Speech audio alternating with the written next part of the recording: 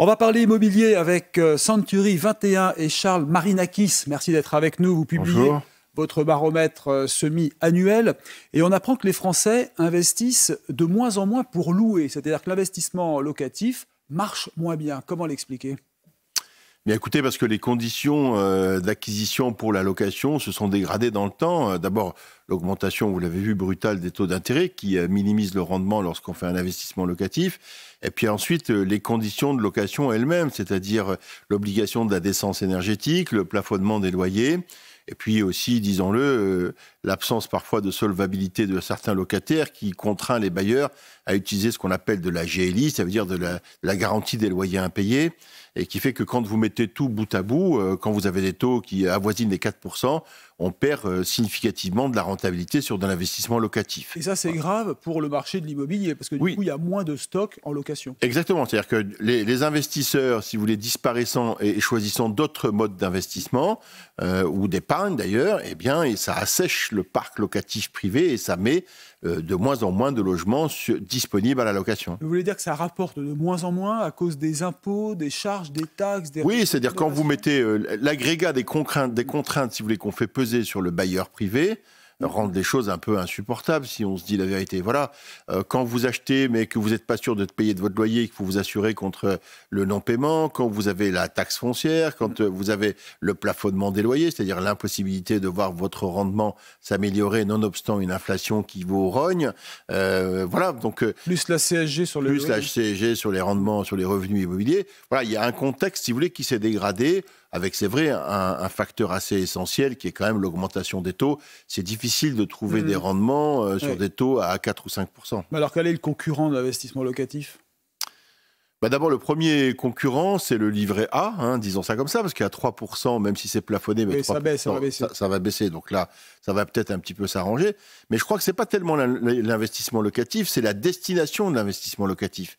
Ce que font les Français, ça a baissé, mais ils continuent à acheter de l'immobilier, mais ils ne le mettent plus dans le parc locatif privé. Ils le sortent du parc locatif privé et ils le mettent sur la location saisonnière ou sur les plateformes de location au travers du statut que vous connaissez du bailleur de la location meublée professionnelle ou non professionnelle. Et puis les DPE, les diagnostics de performance énergétique, la fameuse lettre G, si je ne me trompe actuellement, qui interdit de louer. Alors ça doit être un verrou important. Alors voilà une charge supplémentaire qui fait qu'aujourd'hui, si vous avez un appartement que vous n'avez pas pu entretenir ou dont vous héritez, mais qui est dans une classification dégradée G depuis le 1er janvier 2025, vous ne pouvez plus le louer parce qu'il n'est plus décent au sens énergétique du terme, eh bien là, vous avez le choix, soit vous faites les travaux, mais tout le monde ne veut pas ou ne peut pas faire les travaux de mise en conformité, et si vous ne pouvez pas le faire ou si vous ne voulez pas le faire, mécaniquement, vous l'enlevez du parc locatif et vous le mettez à la vente. Donc là, une fois de plus, c'est un bien qu'on retire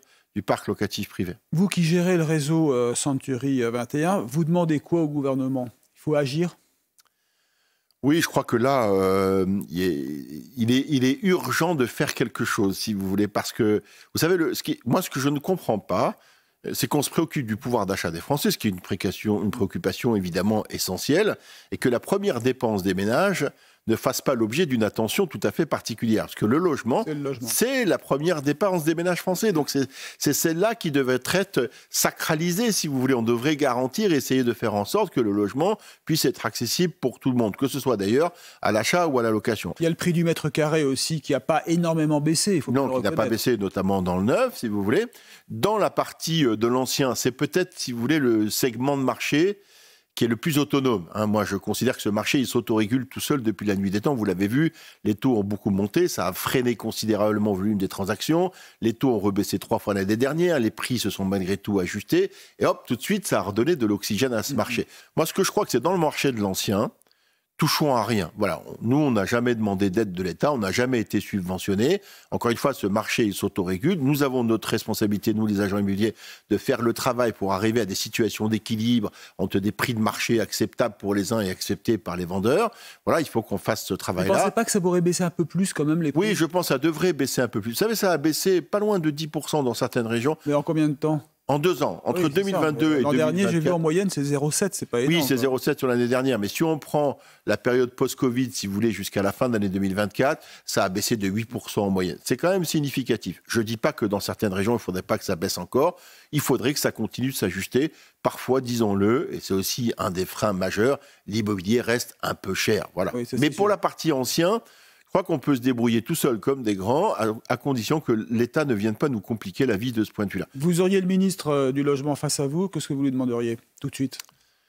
3 choses. De trouver une solution en urgence pour l'immobilier neuf qui nécessairement s'accompagnera d'un dispositif fiscal parce qu'on ne peut pas retirer la perfusion d'un système, d'une branche complète d'activité du jour au lendemain sans que ça ait des conséquences négatives. Et nous, on a besoin d'avoir des promoteurs et du logement neuf qui soient performants, si vous voulez, parce que le neuf d'aujourd'hui, c'est l'ancien de demain. 2, de ne rien toucher à la partie transaction résidentielle dans l'ancien, idéalement de ne pas augmenter les DMTO et de laisser les Français reconstituer du pouvoir d'achat, surveiller l'inflation. Et puis troisièmement, ce qui est l'urgence, c'est le parc locatif privé, d'accepter le principe, mais je crois que c'est dans les tuyaux aussi, de la constitution d'un vrai statut du bailleur privé. Qu'on crée un statut du bailleur privé à qui on impose de la décence locative, à qui on impose de la décence énergétique, mais auquel on garantisse aussi une qualité et une possibilité d'avoir des revenus sur du long terme. Et l'idée de mettre une flat tax, 30% pour tout le monde, ça serait beaucoup plus simple finalement. Pourquoi pas ? D'abord, ce serait plus intelligible pour tout le monde. Et puis honnêtement, Eric, qu'est-ce qui est plus citoyen aujourd'hui ? D'investir dans des actions du CAC 40 ou d'acheter un logement et de le mettre à disposition des Français qui en ont besoin sur le parc locatif ? Eh ben, la question est posée. On va essayer de répondre. Merci beaucoup d'être venu nous voir, Charles-Marie Nakis, président du réseau Century 21. Restez avec nous sur CNews.